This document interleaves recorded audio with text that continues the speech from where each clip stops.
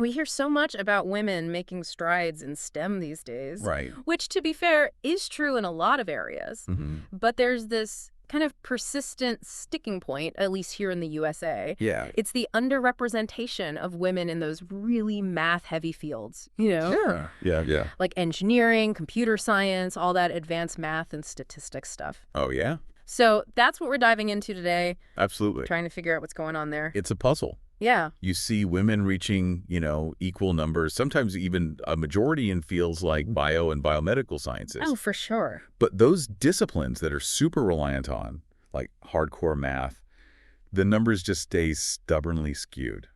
Interesting. Yeah, and that's what we're going to focus on today. Why is that? What are the core reasons behind this imbalance? Okay, to really get into this, we've waded through like a ton of research, studies in psych, sociology, economics, education stuff going back 30 years. So think of this as your kind of like your shortcut to understanding the key factors at play. Yeah, the cheat sheet. Exactly. We're not after those like simple surface level explanations. We're going deeper. Right, getting down to the nitty-gritty. Absolutely. And, looking through all this research, there are 6 explanations that just keep popping up. Oh, interesting. And, of course, it's not like these are totally separate things. They're all tangled up in a big, complicated mess. Oh, I'm sure. Yeah. But yeah. to help you, to give you some structure, Yeah. we'll walk through each one. Okay. Love it. First off, Yeah. just plain old cognitive ability. Then there's relative cognitive strengths. Got your occupational interests or, just preferences. Lifestyle values, a big one, especially when it comes to work-life balance, Huge these days. Right. Then you've got beliefs about, like, who can succeed in certain fields, those field-specific beliefs. That's interesting. Yeah. And lastly, we'll tackle, the ever-present gender stereotypes and biases. Okay, so big picture here. We're looking at everything from, potential skill differences, different ways of thinking, all the way to what pushes people towards certain career paths. And everything in between. Right. Plus those broader societal influences. The whole shebang. Love it. Okay, let's start unpacking all this. First up, cognitive ability. This is a big one.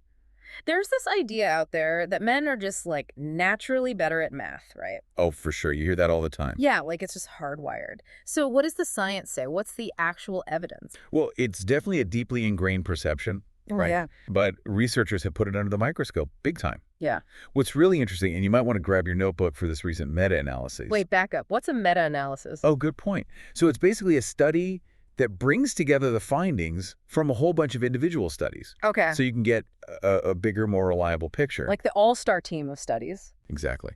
And these meta-analyses show that, when you look at average math ability on standardized tests, the difference between genders is now basically nothing. Really? Negligible, they call it. We're talking teeny tiny effect sizes here. So boys and girls are pretty much neck and neck these days. Yeah, on average. But, the exact findings can wiggle around a bit. It depends. Oh, sure. I bet. On who's being tested, what tests they're using, what age or grade they are, even what year the study was done. Lots of variable. Tons. So anyone listening, take note. On average, boys and girls are performing pretty much the same in math these days. That's a biggie. Yeah, it's important to establish that baseline. Absolutely. Now let's talk about spatial reasoning. Those claims we hear about men being better at it. Oh, yeah, that's another one where researchers have been busy. And yeah. It is true. On average, guys do tend to have an edge on some spatial tasks, Like what? specifically mental rotation. Oh, like picturing something turning in your head? Exactly. Imagining how an object would look if you spun it around in 3D. Okay, that's tricky. It is. But even these differences aren't a slam dunk. Turns out, things like time pressure during the test can make those differences seem bigger than they really are. Oh, really? Yeah. And here's another fascinating tidbit. Heavy. Countries that are more gender equal overall, where men and women have more equal opportunities. Yeah. Well, in those countries, the mental rotation advantage for men is smaller. So even for something that seems like purely about how our brains work, Yeah. the environment and like societal stuff plays a role. Huge role. That's pretty wild. It is. And here's another thing to keep in mind. It's not all one-sided. Oh, Women actually do better on other types of spatial tasks. really? Like what? Like remembering where things are, object location memory, Okay. and remembering what objects are, their identity. Interesting. Yeah, so it's not like one gender is just universally better at all things spatial So much nuance. layers. Okay, so average math ability. Pretty minimal differences. Oh. Spatial abilities. Hmm. More complicated than the stereotypes suggest. Right. But what about those super high achievers in math? The like math whizzes. Oh, that's interesting. Is there a big gender difference at that level? You know, the very top. Now, that is a place where we see a more consistent gender gap. Okay. So, studies looking at the very, very top performers, the ones scoring crazy high on the SAT and ACT math sections, they found a whole lot more males up there. Oh, wow. How much more? Well, if you look at data from, say, 2006 to 2010, Okay. boys were about 4 times more likely to be in that top 0.01% on the SAT math. 4 times? Yeah. And on the ACT math, it was about 3 times more boys in that top 1.01%. That's a big difference. Yeah, definitely a noticeable gap. So could that explain why we see fewer women in those super math-heavy fields? It seems like a logical connection, right? Right. But, and this is really important for you to understand, Okay. even though there are fewer women at that very, very top level, Yeah. that alone doesn't totally explain why there are so few women actually choosing to major in or work in those math-intensive STEM areas. Oh, interesting. So the numbers don't quite add up. Nope. If it were just about raw ability at that elite level, you'd expect to see more women in those fields. So there's got to be more to it. Definitely. Okay, that makes sense. You mentioned something earlier called relative cognitive strengths. Ah, yes. What's that all about? Okay, so this is where it gets extra juicy. Ooh, tell me more. It's not just about how good you are at math in like an absolute sense. Okay. It's more about how your math skills stack up against your other strengths, especially verbal skills. So, like, are my math skills stronger, weaker, or about the same as my verbal skill? Exactly. And research is suggesting that this balance, this relative strength, is actually a better predictor of who goes into STEM than just looking at math scores by themselves. That's fascinating. So it's about the whole picture, not just one piece. Exactly. Yeah. And we know that really gifted people often have these, like, uneven ability profiles, meaning they might be super strong in one area, Yeah. but not so much in others. Okay, makes sense. And if we zoom in on folks who are specifically gifted in math, Yeah. the ones who have much higher math skills compared to their verbal skills, they're way more likely to end up in STEM careers. Oh, interesting. But those with, equal strength in math and verbal, Yeah. or even stronger verbal skills, they tend to go for non-STEM fields. So even someone who's amazing at math but also great at language might choose something like, I don't know, law or writing over, say, engineering. Exactly. Even if they could totally handle the math and engineering. Totally. Wow. And there's research to back this up. When you look at career outcomes, Okay. if you have a higher math to verbal ratio, Yeah. you're more likely to get those coveted tenure track positions in STEM. Wow. You're more likely to snag patents. No way, really? Yep. But flip that ratio. Higher verbal than math. Bingo. Huh. Then you're looking at tenure track in the humanities. So your strengths compared to each other really can shape your path. For sure. It's not just about being good at one thing. Fascinating. It is. Now, here's a question for you. Do you think this, this relative strength thing differs between boys and girls? I don't know, does it? It does. Really? There's a really clear pattern here, and it's key to understanding all of this. Okay, lay it on me. Girls are more likely to be strong in both math and verbal. Like they've got a well-rounded academic profile. Okay, so more multi-talented. Exactly. Whereas boys, they tend to have that more spiky profile, much higher math relative to their verbal skills. So that could explain some things. It could. Think about it. Yeah. If girls are strong in multiple areas, they've got more career options open to them. Right, more doors to choose from. Exactly. And that could lead to, less specific career goals because they're not just focused on maximizing that one super strong area. Because they've got other options they're good at. Right. But someone who's totally dominant in math, they might feel a stronger pull towards those math-heavy careers. Because that's where they really shine. Exactly. So it's not necessarily that women lack the math talent. Right. It's more like they have a wider range of talents, which might lead them down different paths. It could be. And those balanced abilities could also mean that women weigh other factors more heavily when making career choices. Like what? Things like their interests, their values. Yeah. Not just focusing on, okay, where's my math going to take me the furthest? Right. So you might have a woman who's super talented in math, but she chooses a different field. Okay. Maybe something that's challenging and important, but not math intensive. Because it aligns better with her other interests or values. Bingo. Wow, this is really making me rethink things. It's not just about who can do the math, but also who wants to, based on their whole skill set. It's about fit. Yeah. Yeah. Now, we touched on this a little bit ago, but when do these differences in cognitive ability usually show up? The timing. Well, it's a bit of a debate, honestly. Also. The exact age when you start seeing those differences is still fuzzy. Okay. But generally, researchers agree that when it comes to average math ability, Yeah. differences between boys and girls are pretty tiny throughout early childhood, Okay.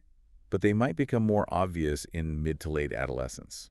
Interesting. But you mentioned earlier that those super high achievers, those outliers, you can see that difference earlier. Yeah, that's a different story. Those right tail differences, where you see way more males at the very top, Right. those can actually be spotted as early as kindergarten. Wow, from the get-go. And some studies even suggest that for girls, their math performance relative to boys might dip a bit as they move through elementary school. That's interesting. What about verbal ability? What's the timeline there? For verbal skills, it's kind of the opposite.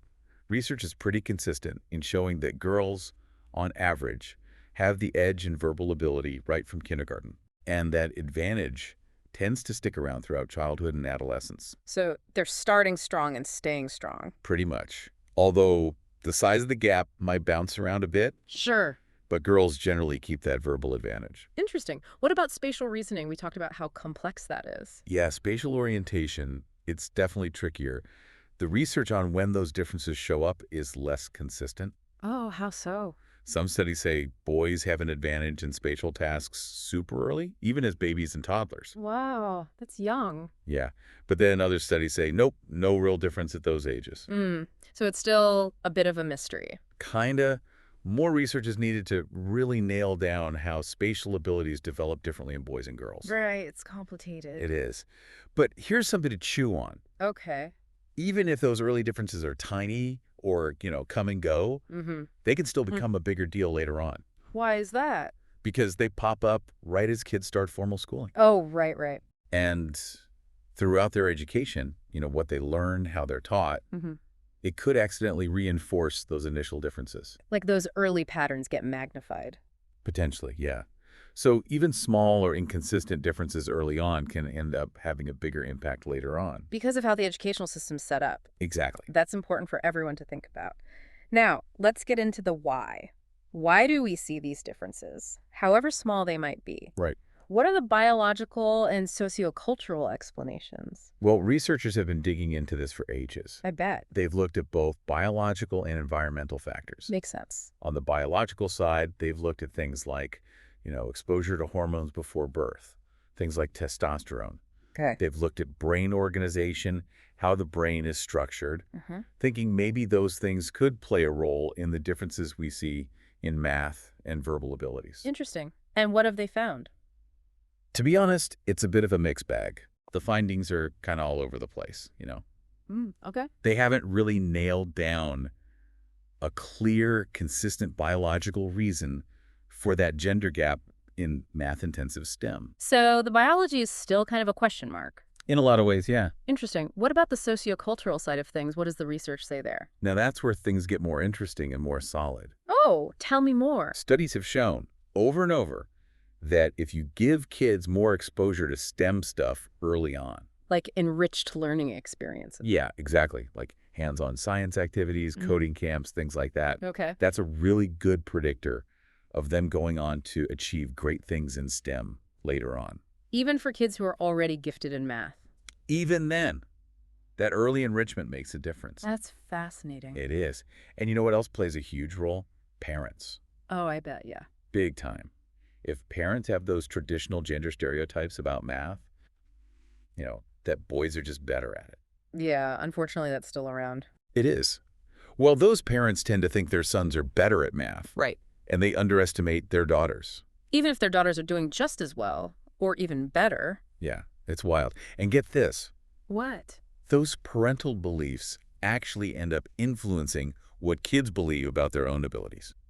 So those often unconscious biases can actually shape how kids see themselves. Totally. And the thing is, it's Yeah. not just limited to individual families. You know, Oh, right. if you look at cross-national studies, So comparing different countries. yeah, they found that countries with more gender inequality overall Okay. tend to have bigger gaps in math performance favoring males. So in less equal societies, the math gap is bigger. Exactly. But then in countries where more women are in science, both studying it and working in science careers, people are less likely to see science as a man's job. So the culture around gender roles really does seem to matter. Huge impact. And those cultural values trickle down to kids through, their parents, their teachers, the media, everything. Wow, it's everywhere. It is. And, meta-analyses have shown a really clear link between what kinds of gender stereotypes parents hold Okay. and what their kids end up believing about gender roles and different jobs. So those early messages, they really stick with us. Seems like it. Wow. And what about verbal skills, where girls tend to have that advantage? Are there social factors at play there, too? Oh, definitely. There's some research suggesting that, how parents interact with their kids could be a factor. How so? Some studies have found that mothers, in particular, tend to talk more with their daughters. Oh, really? Yeah, and they use more supportive language with them compared to their sons. That's interesting. So even the way parents communicate with their kids could play a role. It might. And it's not just talking. Some studies have found that parents spend more time teaching girls verbal activities, things like reading, storytelling, stuff like that. Interesting. Right. And these differences, they can show up super early, like practically from the time kids start talking. Wow, that's incredible. It is. Now, we can't say for sure that this is causing those verbal advantages in girls, but it's definitely something to consider. Right, it's all connected. Everything's connected. So to bring it back to cognitive abilities, Yeah.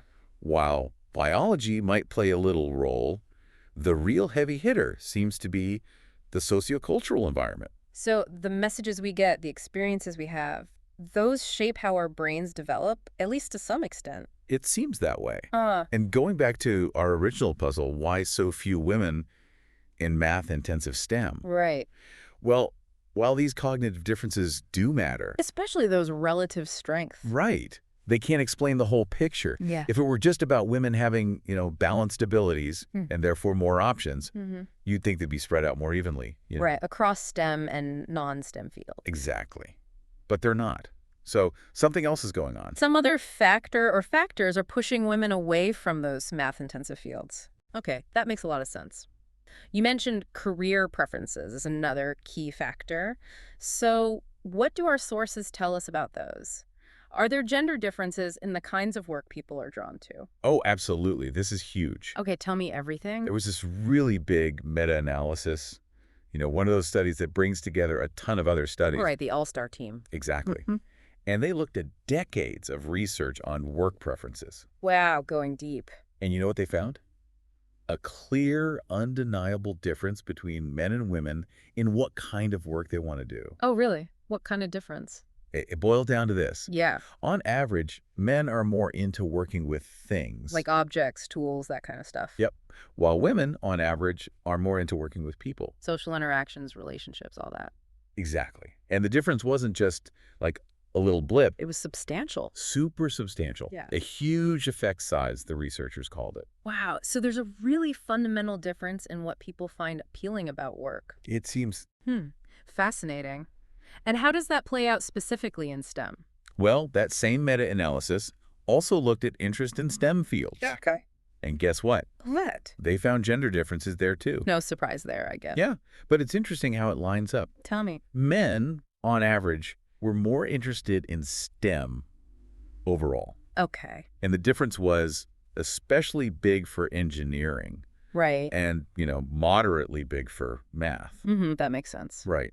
But women, they were more drawn to those social occupations. The helping professions, things like that. Exactly. But so it's not just about things versus people generally. Right. It's also about how STEM careers are seen in relation to those preferences. Right. Like, do they fit with those preferences?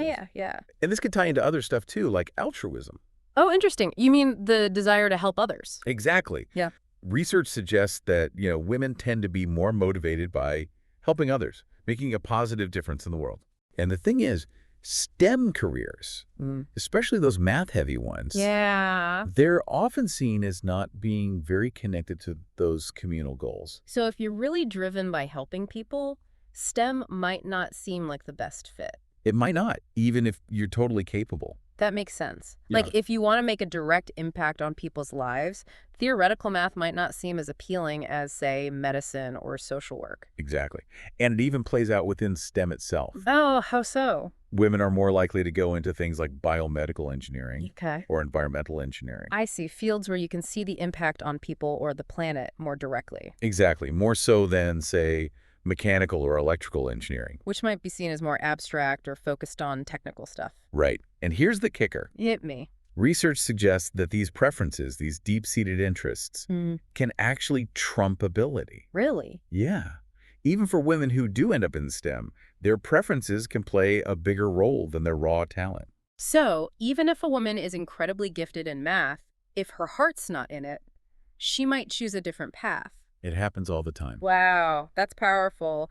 So, when do these career preferences start to solidify? Well, research tells us that those gender differences in work preferences, what we want to do, those are pretty much set by late adolescence, Okay. like by the time you're finishing high school. Right. But When it comes to science specifically, some studies suggest those interests might start forming even earlier, like middle school. Oh, wow, that's young. yeah, and that's something to think about, in terms of encouraging kids towards STEM. Right, because by the time they hit high school, a lot of those decisions about what classes to take, what path to follow. They've already been made. Yeah, exactly. High school is super important for those math-heavy careers. Absolutely crucial. Because those higher-level math classes, they're the stepping stones to STEM majors in college. It's all connected.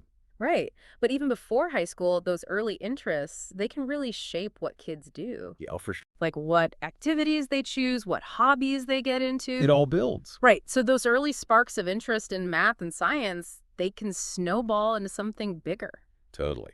And that's something to keep in mind, for parents and educators. It's all about nurturing those interests. Exactly. Okay, so we've got these gender differences in STEM interests popping up pretty early, and then those get reinforced by the choices and experiences kids have as they grow up. Now, like we talked about with cognitive abilities, Yeah? what's the deal with biology versus culture when it comes to these career preferences? Well, scientists are always trying to disentangle that nature versus nurture not. I bet it's a tricky one. Super tricky. Hey. And when it comes to gender differences and interests, Mm-hmm. they've been looking at both sides of the coin, Right. On the biological side, they've looked at, for example, girls with this condition called CAH, congenital adrenal hyperplasia. Okay, what's that? It's basically where girls are exposed to higher levels of androgens before birth. Androgens being like male hormones? Right. And some studies have found that these girls, they tend to prefer those more typically boy toys Interesting. compared to girls without CAH. But even in those cases, Yeah. it seems like parents still have a big influence. Like if they encourage or discourage certain types of play. Exactly. Yeah. So even if there's this biological nudge towards certain interests, the environment, the socialization, it still plays a huge role. It's always a mix, isn't it? Always. So what's the takeaway here? Well, the big picture from all this research is that while those androgens might be playing a part in shaping preferences, Yeah. we can't ignore the massive impact of socialization. It's how we learn what's for boys and what's for girls. Exactly. Hmm. And, when it comes to STEM, those cultural stereotypes really kick in. Oh, I bet. Women are bombarded with this message that math-heavy careers are totally incompatible with, that desire to work with people, to help people. Yeah, that STEM is cold and impersonal or something. Right. And that can really turn women off from even considering those careers. Because it clashes with their values, with who they are. Totally. It's like this internal conflict. And it starts so early, too. Way too early. Okay, let's shift gears a bit. What about this whole work-life balance thing? It's a big topic these days. What do the sources say about how men and women view that, family versus career? This is a crucial one. For sure. And the research consistently shows that men and women approach this differently. In what way? Well, on average, women are more willing to make those career sacrifices for family. Like taking a less demanding job so they can be home more. Exactly. Or maybe working part-time. Yeah, things like that. And they also don't express that, that hardcore career-focused ambition as often as men do. Interesting. Yeah, it's like their priorities are different. And how does that impact women who are thinking about STEM, especially those math-heavy fields? Well, think about this. Okay. For women who want kids, there's often this clash between, like, their biological clock, Oh, right. those prime fertility years, and the crazy demands of climbing the academic ladder in STEM. It's a tough road, for sure. Brutal, especially if you're aiming for tenure. Yeah.